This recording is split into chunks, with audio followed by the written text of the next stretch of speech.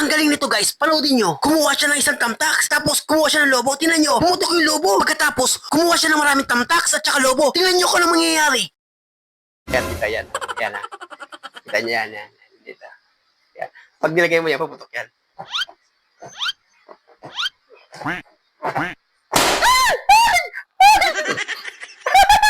Oh, wow! Di ba pumutok? Di ba? Di ba pumutok siya? Kasi nga isang, ano lang yun, isang tamtax, di ba? Try natin yung proper tamtax. Hindi siya puputok, di ba?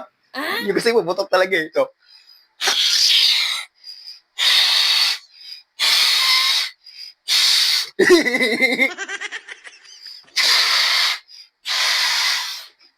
Gan.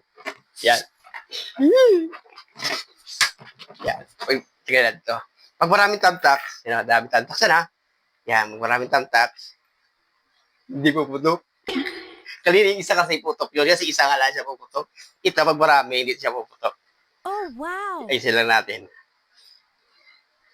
Yan o. Yan o. Ang galing, no? Ayan lang siya, guys. O, yan o, yan o. Pag ginanod ko, hindi siya puputok, di ba? Try natin. Yan. Ganyan na, yan. Kaya lang, di ba?